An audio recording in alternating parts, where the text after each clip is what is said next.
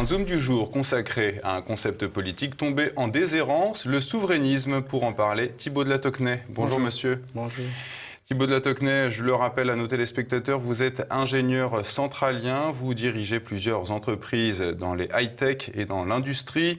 Vous êtes également conseiller régional en PACA depuis 1992 pour le Rassemblement national. Vous nous présentez cet ouvrage, Le choix souverainiste, les 5 blocages à faire sauter pour redresser la France, édité à l'atelier Folfer. Le préfacier de votre ouvrage, Thibaut de La Tocquenay, c'est la présidente du Rassemblement national, Marine Le Pen. Pour elle, l'une des principales difficultés de la France vient des corps intermédiaires. Quels sont ces corps intermédiaires et quel est leur problème ? On a beaucoup parlé des corps intermédiaires à l'occasion de cette fameuse crise des Gilets jaunes, qui a été un vrai révélateur, peu importe si le mouvement a été un peu perverti par la fin, ça a été un des révélateurs. Et les corps intermédiaires, c'est à plusieurs niveaux. Ce sont des corps naturels d'ailleurs de la société. Ce sont par exemple des syndicats, mais des vrais syndicats, des branches professionnelles. Ce sont aussi des communes qui sont en train de disparaître. Pourquoi les gens sont sur les ronds-points ? Je dirais que la crise des Gilets jaunes n'est pas le seul révélateur, mais les gens étaient sur les ronds-points parce qu'ils ne peuvent plus s'exprimer dans leur commune. Les communes sont en train de disparaître. Or, c'était vraiment un corps intermédiaire de proximité. Les syndicats sont complètement défaillants. Je signale que le taux de syndicalisation français, c'est 7%. C'est le dernier taux de syndicalisation en Europe. La moyenne européenne de taux de syndicalisation, c'est 24%. Donc, pourquoi c'est aussi faible ? Parce qu'il y a tout simplement une désaffection des salariés, des cadres et des patrons pour leurs propres syndicats. Et finalement, ce qui est plus grave, pour leurs propres branches professionnelles. Parce que les branches professionnelles, voilà des super corps intermédiaires qui manquent cruellement à la nation. J'y reviens d'ailleurs longuement dans l'ouvrage. Voilà, donc si vous voulez, la disparition des corps intermédiaires, c'est ce à quoi nous devons nous opposer et nous devons veiller à les ressusciter par tout un ensemble de mécanismes, dont la récupération des souverainetés. Et la souveraineté, c'est pas une seule. Il y a une souveraineté, c'est la souveraineté de l'État-nation, mais c'est ce que j'explique dans l'ouvrage. Ça se décline après en souveraineté fonctionnelle et en souveraineté même territoriale, etc., etc. Donc il y a cette disparition dangereuse de tous ces sas, de tous ces espaces de souveraineté où les citoyens français, les travailleurs pouvaient se réunir, décider, négocier. Tout ça, ça disparaît. Donc, en fait, on a une atomisation complète de la société. Voilà. Donc, j'ai été très intéressé quand j'ai vu dans les médias les observateurs répéter d'ailleurs à satiété la disparition des corps intermédiaires. Ça fait bien longtemps que je réfléchis sur cette question et effectivement, c'est un des objets principaux de l'ouvrage, d'essayer, on en viendra peut-être à ça par la suite, à réconcilier l'économique et le social, à récupérer les souverainetés. Puisque c'est l'objet de ma seconde question, Thibaut de La Tocquenay, vous expliquez justement qu'il faut réconcilier ce concept d'économique et de social qu'on a séparé depuis 1945. Qui est à l'origine de cette séparation ? Et quel est le but de cette séparation ? Pourquoi a-t-on séparé ces deux concepts ? Elle n'est pas organique, la séparation. Disons que c'est une tendance qui s'est avérée de plus en plus vraie parce que, si vous voulez, en quelque sorte, avec l'apparition de syndicats qui ont longtemps été très marxistes, il faut bien dire ce qui est, il y a eu effectivement de fait cette séparation. Pourquoi ? Parce qu'en quelque sorte, l'économique était un peu abandonné à la droite finalement et le social à la gauche. Et un social qui était de la redistribution. Tout ce que j'essaie de monter dans le livre, c'est qu'il ne faut pas la redistribution, il faut la diffusion de la richesse tout au long du processus de création de valeur ajoutée et de richesse. C'est une idée d'ailleurs qui est profondément de droite, mais de droite sociale. Et donc effectivement, ce divorce de l'économique et social aboutit aujourd'hui à des disparités terribles de niveau de vie, avec une pauvreté qui devient de plus en plus importante, des gens de plus en plus riches. Et donc, toute l'idée, c'est de réconcilier l'économique et le social grâce à des espaces de souveraineté qu'il faut reconstruire et recouvrer. Vous évoquez le rôle de l'État stratège, on l'a souvent entendu ce terme dans la bouche de la présidente du Rassemblement national, Marine Le Pen. Comment voyez-vous la différence entre avec cet État stratège et l'État-providence qui est aujourd'hui à l'œuvre ? Oui, alors vous avez raison. Effectivement, aujourd'hui, on est à la fois dans l'ultralibéralisme, avec une finance, et ça c'est un des objets du livre, un des blocages que je dénonce, une finance qui diverge, qui se concentre et qui n'alimente plus suffisamment les entreprises. Et en même temps, c'est exactement ça, on a un État-providence pour combler ce déficit de création de richesse et de diffusion de richesse, et c'est la fameuse redistribution. Et donc, un État-providence que nous contestons peut tout à fait aller de pair avec un ultralibéralisme qui casse tous les corps intermédiaires. Voyez ? Et donc, voilà pourquoi nous nous situons à la fois clairement en dehors du champ ultralibéral et en dehors du champ socialiste et du champ de la redistribution. Voilà. Nous sommes vraiment pour, encore une fois, la diffusion de la richesse, mais pour cela, ben oui, mais il faut réformer la représentativité syndicale, il faut redonner pouvoir aux communes, il faut arrêter d'aller vers la métropolisation, il faudrait que tous les partis politiques puissent être représentés. En fait, si vous voulez, on a une énorme crise de la représentativité en France. Encore une fois, la crise des Gilets jaunes, entre autres, l'a montré. Les Français sont mal représentés. Mal représentés institutionnellement parce qu'on fait disparaître les collectivités locales qui étaient les plus emblématiques, les communes, on fait disparaître, on nie en réalité la moitié des partis politiques quand on pense que le nôtre, mais même à la limite le parti de Mélenchon et les écologistes ont quelques députés à l'Assemblée nationale. Donc il y a une frustration.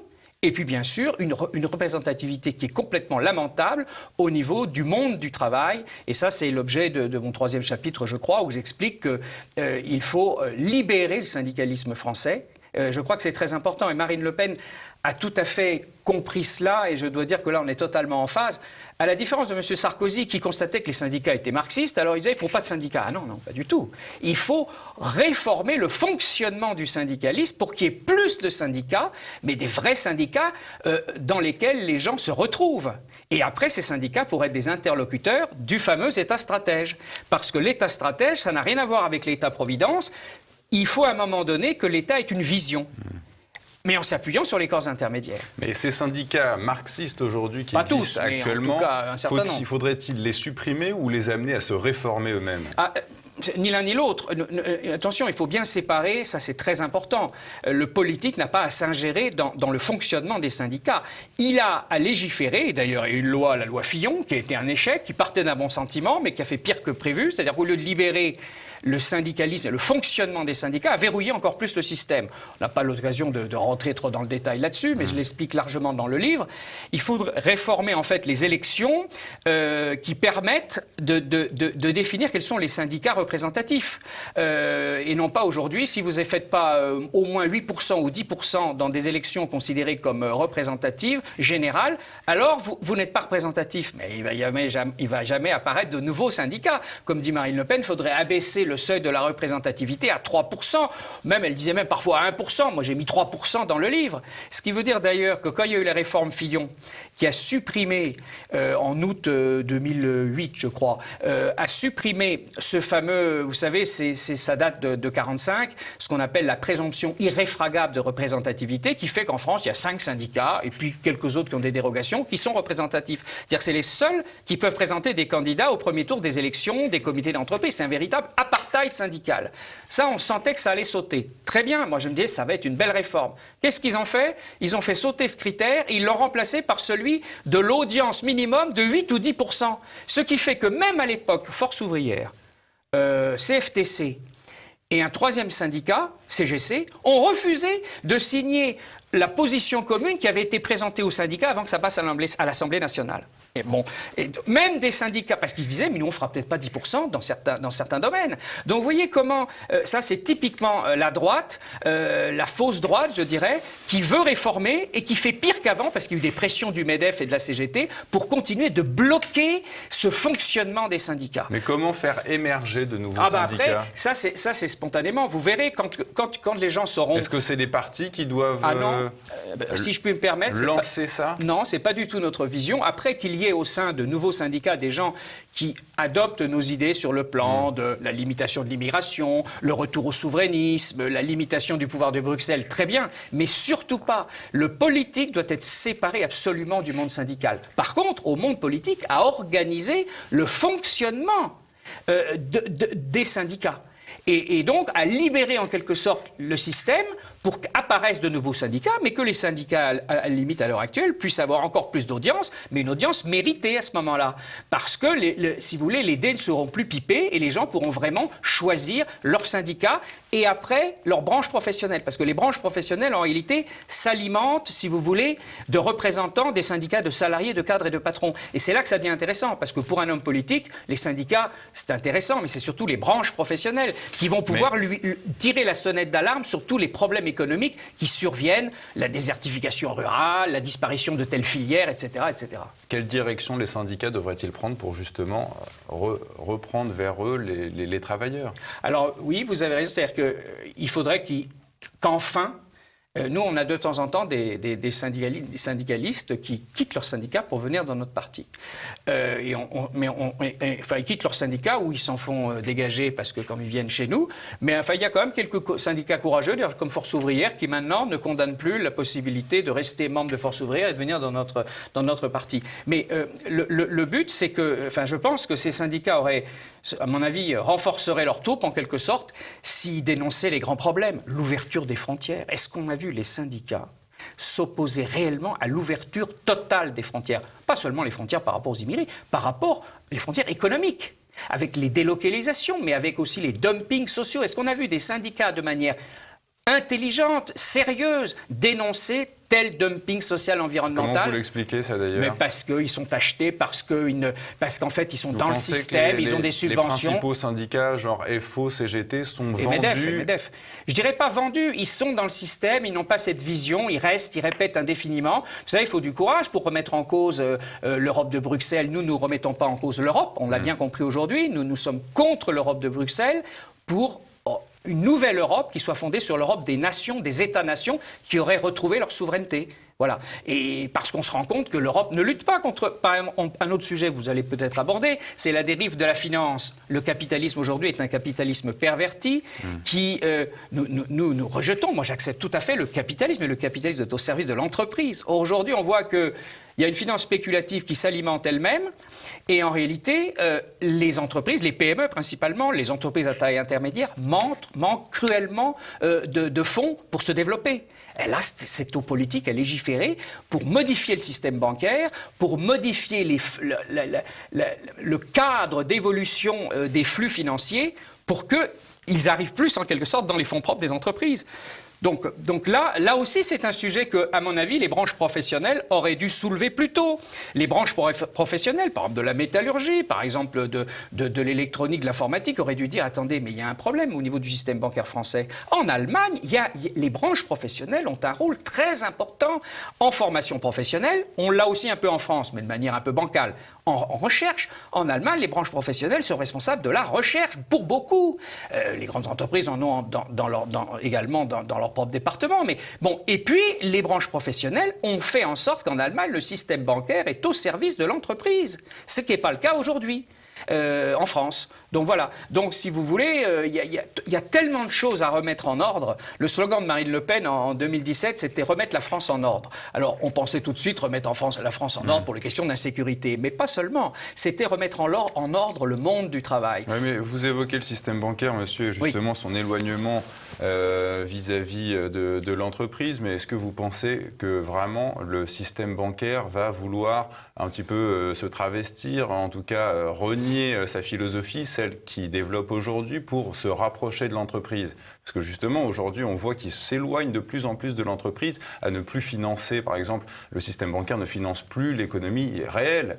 Donc, pas suffisamment, en tout cas, oui. Bah oui, mais je veux dire, qu'est-ce qui va faire en sorte que les grandes banques se remettent à investir dans l'économie réelle? Alors, il y a des dizaines de mesures, donc je les aborde en partie dans le premier chapitre, qui est sur toutes les solutions à adopter.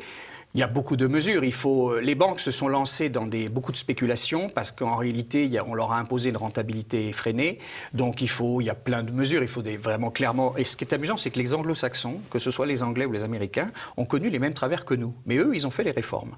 Ils ont eu des travers pires que nous. Mais eux, ils ont fait les réformes. Par exemple, la fameuse séparation qu'on n'a jamais encore fait officiellement en France entre banque de dépôt et banque bien sûr, d'affaires. mais pas seulement. Après, il faut, par exemple, vous avez, nous chefs d'entreprise, on est bien au courant de cela, c'est les fameux business angels. Les business angels, en France, c'est des gens merveilleux, c'est des anciens patrons. Les business angels, on le dit pour nos téléspectateurs, c'est des investisseurs. C'est des investisseurs, ce sont des patrons de petites, moyennes entreprises qui ont réussi, par exemple, qui ont bien vendu leur entreprise, et qui, au lieu de tout garder pour eux, décident d'allouer 10, 15 ou 20% par exemple de ce qu'ils ont gagné dans le réinvestissement dans des petites entreprises qui généralement sont dans leur secteur, connaissent parfaitement le sujet. C'est un peu des grands frères pour des jeunes entrepreneurs. En France, il y en a, mais très peu. Hein. Ils arrivent à lever 50 millions d'euros par an. Est-ce que vous savez combien les business angels lèvent de fonds aux États-Unis? Près de 2 milliards. Ouais, mais c'est très bien les business angels, monsieur, mais justement, oui. Les banques, elles, ce qui les intéresse, ce n'est pas l'intérêt général, c'est le profit. Donc, je veux dire, il y a quand même quelque chose qui ne marchera jamais, c'est que les banques, elles se foutent totalement de l'intérêt général, et ce qui les intéresse, elles, c'est de faire du profit. Et c'est pas en s'intéressant à des petites PME, TPE qui vont faire du profit. Oui, mais ça, c'est... Oui, mais vous pouvez... Ah bah oui, mais c'est le fond du problème. Non, oui, vous avez raison. Mais enfin, on ne peut pas être jusqu'au boutiste comme cela. Si vous voulez, je termine la démonstration à partir, par exemple, des business angels. Si on donne réellement des avantages fiscaux plus importants qu'aujourd'hui aux business angels, vous allez avoir les banques qui voudront faire la même chose. Je veux dire, il faut bien comprendre que les entreprises, elles ne sont pas contre l'entreprise. Les banques ne sont pas contre l'entreprise a priori. Non, bien sûr. Et j'explique un autre aspect qui va directement... Pour le profit. Oui, mais ça, c'est normal. C'est normal. Par contre, il y a pas pour l'intérêt général. Oui, il y a un élément sur lequel je démontre ce que vous dites et j'essaie d'apporter une solution. Oui. C'est ce qu'on appelle c'est aujourd'hui confisqué et c'est la Banque centrale européenne qui décide de cela. C'est la fameuse, si vous voulez, notation des actifs et on est obligé en quelque sorte de définir les risques sur les actifs des banques. Et comme par hasard, dans la grille actuelle, eh bien, sur les risques d'actifs pondérés, ça s'appelle comme ça, eh bien, très souvent, les actifs des entreprises sont très mal jugés. Il suffit de changer cette grille d'évaluation. D'ailleurs, il y a plusieurs grilles d'évaluation. On le sait aujourd'hui, tout ça est un peu technique. Mais il y a une grille d'évaluation européenne, de standards européens sur la question et des standards américains. Eh bien, moi, je dis d'abord qu'il faudrait obtenir, c'est là que je dis qu'il faut récupérer ces souverainetés peu à peu et pas forcément d'un seul coup. Toutes les souverainetés sont connexes et y compris sur la souveraineté financière et monétaire, on peut réobtenir un certain nombre de souverainetés sans sortir de l'euro. Et en particulier, moi, j'explique qu'il faut que la Banque de France récupère et obtienne, par négociation, la possibilité de redéfinir elle-même cette grille d'évaluation des risques pondérés des banques. Et vous verrez que les banques, à partir du moment où on leur aura donné une grille d'évaluation différente, validée par la loi, elles vont prêter aux entreprises. Si vous voulez, vraiment, j'insiste là-dessus, il y a vraiment une possibilité pour le législateur de permettre et de donner un cadre différent aux banques pour qu'elles s'intéresse plus aux entreprises. Vraiment, dans le livre, je le démontre. Donc, c'est-à-dire qu'il ne s'agit pas de condamner a priori le système bancaire. Il s'agit simplement de le remettre un peu sur les rails. Voilà. Est-ce que vous faites des propositions en matière de l'anonymat des capitaux qui sont... c'est un petit peu le problème à l'intérieur d'une entreprise. Les actionnaires sont invisibles, en tout cas on ne connaît pas leur identité et du coup ils ont une espèce de liberté un petit peu totale et qui peut parfois remettre en cause l'intérêt des apporteurs de travail. Alors justement, ça répond indirectement. Il y a une mesure que je défends, c'est l'actionnariat de référence. C'est-à-dire que dans les grandes entreprises stratégiques, il faut absolument qu'il y ait un actionnariat de référence qui ne puisse pas sortir avant un certain nombre d'années et qui puisse garantir en quelque sorte, parce que je rappelle que le fondement du capitalisme, c'est de permettre l'indépendance et la pérennité d'une entreprise. Or, très justement, avec l'exemple que vous donnez, il y a une volatilité du capital qui va contre tout à fait la mission initiale du capitalisme. Alors pour ça, il faut légiférer, il faut par exemple obtenir que dans telle grande entreprise, les grandes entreprises à partir de 5000 personnes, eh bien, il y ait un actionnariat de référence qui puisse pas sortir avant 5 ans, avant 7 ans, sous certaines conditions. Et donc, en quelque sorte, là, l'entreprise, elle voit son indépendance garantie et elle peut évoluer au moins pendant 5-7 ans avec un plan stratégique de développement sans risquer de subir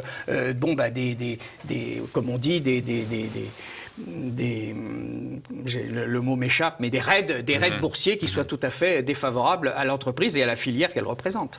Revenons à la politique politicienne. Thibault de la Tocnay, vous dénoncez ce clivage droite-gauche qui, selon vous, n'existe plus. C'est quoi aujourd'hui le nouveau clivage ? Alors, le clivage droite-gauche existe toujours, en particulier peut-être sur les questions sociétales, un certain nombre de sujets. Il existe toujours, mais il est, je dirais, d'un point de vue électoral et d'un point de vue, il est non pas supplanté, mais fortement concurrencé par effectivement le clivage mondialisme-souverainiste.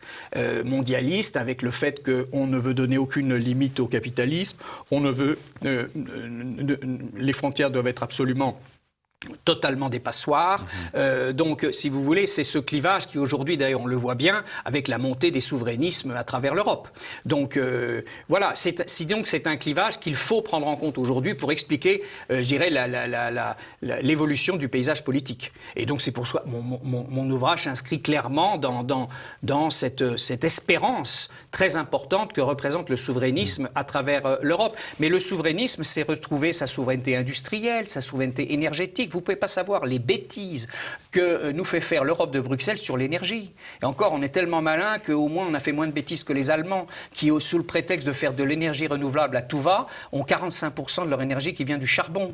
Parce que nous, ingénieurs, on sait que quand vous faites plus de 20% d'énergie renouvelable intermittente, il faut bien des centrales qui lissent en quelque sorte les besoins en énergie. Et alors, on en vient au nom d'énergie renouvelable. Ils sont à 25% d'énergie renouvelable, à avoir 45% de l'énergie dont la source, le charbon, est le plus polluant de la planète. Donc si vous voulez, il est nécessaire de s'affranchir de toutes ces souverainetés confisquées par l'Europe pour redonner à la France un souffle sur le plan industriel, sur le plan agricole, sur le plan énergétique. Tout ça, je l'explique dans le livre. La souveraineté, elle se reconquiert pas à pas. Et comment ramener justement les investisseurs industriels en France qui sont partis et avec eux les emplois, 700 000 emplois entre 2002 et 2010, je crois, dans l'industrie. Tout à fait. Comment ramener les investisseurs, alléger les charges? Bien sûr, entre autres, mais avoir un plan de réindustrialisation et que l'Europe vous le permette. Ça commence par quoi, ce plan? Ça commence par comprendre une chose, ça je l'explique très bien, j'essaie de l'expliquer. La reconquête de l'espace rural va de pair avec la réindustrialisation. Ça, c'est une des forces parce qu'on s'aperçoit qu'en France, il y a encore les grands ensembliers. On a la chance d'avoir des grands ensembliers, mais notre industrie a pourtant été divisée par deux par rapport aux Allemands. Alors qu'eux ont conservé le même niveau de PIB. Nous, on avait 20%, on est presque à 10 ou 11% de PIB industriel, c'est effrayant. Ce qui manque en France, c'est les entreprises à taille intermédiaire. Et c'est celles des entreprises qui font 250, 300, 400, 500 000 personnes, qui représentent chacune, spécialement dans le monde industriel, il y en a beaucoup dans le monde industriel, tous ces corps d'État, ces métiers de sous-traitance qui sont fondamentaux pour la chaîne de fabrication et d'assemblage des grands ensembliers, où là, on a encore la chance d'être dans le top 5 mondial dans plein de domaines. Et ces entreprises à taille intermédiaire, figurez-vous, d'abord, on démontre que celles qui existent aujourd'hui, leur nombre est insuffisant, mais elles ne sont pas dans les grandes métropoles. Elles sont en milieu rural ou semi-rural. Et donc, c'est pour ça qu'il faut s'opposer à cette espèce d'idée de la métropolisation, qui est une grande idée de Macron et qui avait déjà été engagée par les présidences, même déjà du temps de Sarkozy. C'est l'inverse qu'il faut faire. Quand vous allez en Allemagne, les usines, elles sont à la sortie de l'autoroute, elles sont dans la campagne. Quand vous allez au Japon, quand vous survolez le Japon, en fait, en avion, vous voyez plein de petites usines partout. Bon, alors les grands ensembliers, ils seront peut-être à Tokyo, ils seront peut-être dans la banlieue de Tokyo. Mais tout ce qui fait le maillage de tous ces métiers de sous-traitance qui disparaissent à nain en France, il faut tout simplement exiger. Alors il y a un minimum, il y a des fonds à réguler avec des incitations, mais il y a un minimum de protectionnisme. Un minimum. Le protectionnisme n'est pas la solution. Ça doit durer un moment, juste du temps que la sous-filière soit sauvée. Vous voyez, en ce moment, la plasturgie est en train de disparaître en France. Il ne faut pas être bien malin. C'est pas faire du colbertisme que de faire comme les Américains. Pendant 3 ans, on va protéger notre filière. Oui, mais du coup, après, si on la met en concurrence avec une filière qui est en Chine, justement, elle va encore se casser la figure. Mais non, parce que quand elle va avoir acquis, si vous voulez, quand une filière, c'est tout le problème de l'industrie. La question est intéressante, mais c'est parce que l'industrie dégage tellement de valeur ajoutée qu'à un moment donné, je veux dire, vous pouvez même être en concurrence, à condition que vous ayez pris des parts de marché, que vous ayez quand même un minimum fait baisser vos coûts de fabrication, comme les Allemands, ça le prouve bien, les Allemands, eux, ont gardé toute leur industrie, qui est plutôt une industrie de haute qualité, c'est ce qu'on doit faire, on doit faire la même chose en France. Et là, vous ne serez pas gêné par des coûts, et puis d'ailleurs, ce qui compte beaucoup, c'est les machines, les équipements dans l'industrie, et à la limite, la main-d'œuvre est un élément parmi d'autres. Et moi, je peux vous faire le calcul qu'en réalité, quand on aura réinstallé de la plasturgie et de haut niveau, d'abord, il n'y aura peut-être pas les concurrents en Chine, parce qu'ils n'ont pas encore ce niveau dans ce domaine, ça dépend, il y a des domaines où ils sont très bons, et donc l'industrie dégage tellement de valeur ajoutée, quand c'est de l'industrie qui est de haute qualité, comme les Allemands, il ne faut pas refaire évidemment de l'industrie bas de gamme, et qu'en réalité,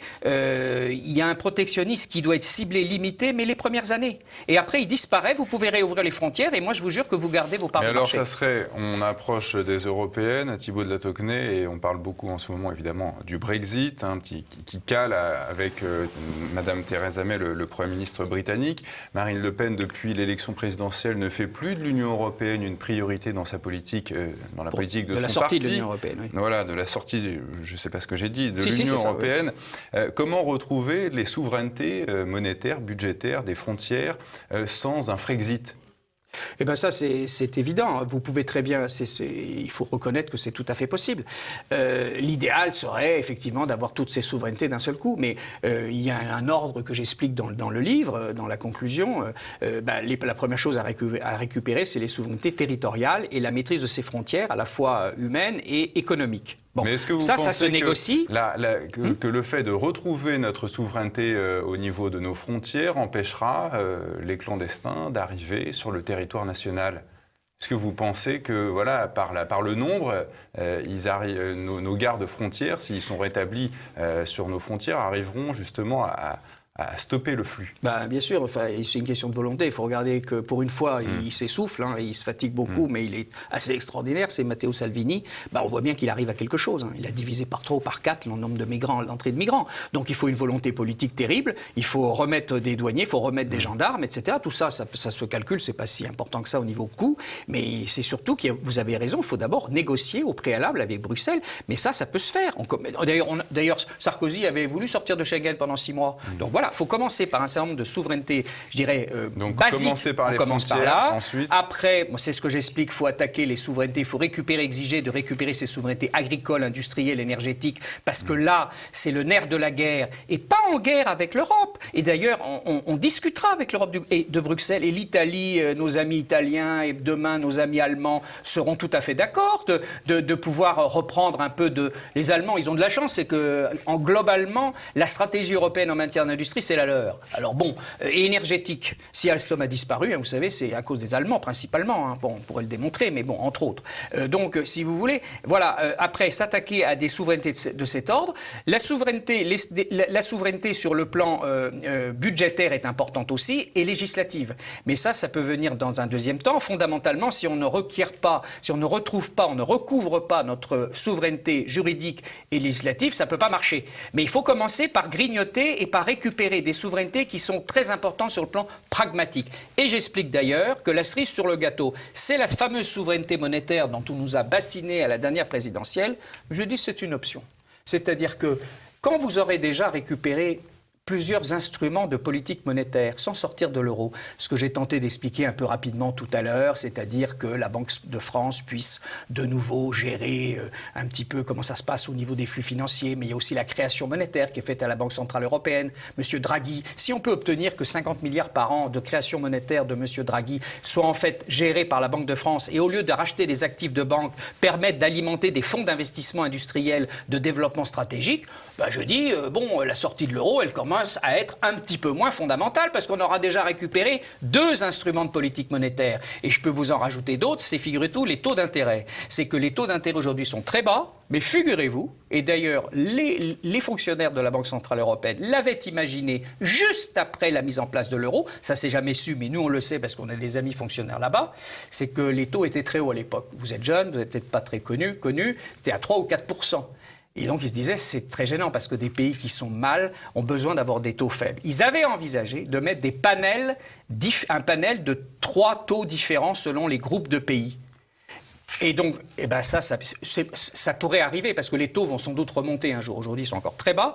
Donc, ce que je vais vous expliquer, c'est que si jamais les taux remontent, on peut essayer d'avoir cette négociation et de dire, attendez, euro pour tout le monde, mais taux d'intérêt différents, etc., etc. Donc, et je dis après, la sortie de l'euro, cette espèce de psychodrame, ne pourrait avoir lieu qu'après le recouvrement de toutes ces souverainetés et s'il y avait 2 ou 3 pays minimum très importants de la zone euro qui soient d'accord pour sortir.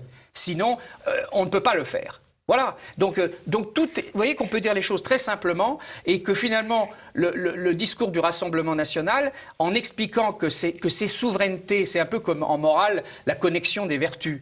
Plus vous êtes bon, plus vous êtes droit en même temps. Bon, en réalité, ces souverainetés, c'est quand on en récupère de plus en plus, c'est toutes les souverainetés. Et donc, s'il manque vraiment que pour in fine, que la souveraineté monétaire absolue que nous n'avons pas, je dis c'est pas très grave, elle arrivera comme la cerise sur le gâteau. Voilà. Thibault de la Tauquenay, un chef d'entreprise du Rassemblement national qui est venu nous présenter son ouvrage « Le choix souverainiste, les 5 blocages à faire sauter pour redresser la France », atelier Folfer. Merci monsieur. Merci beaucoup.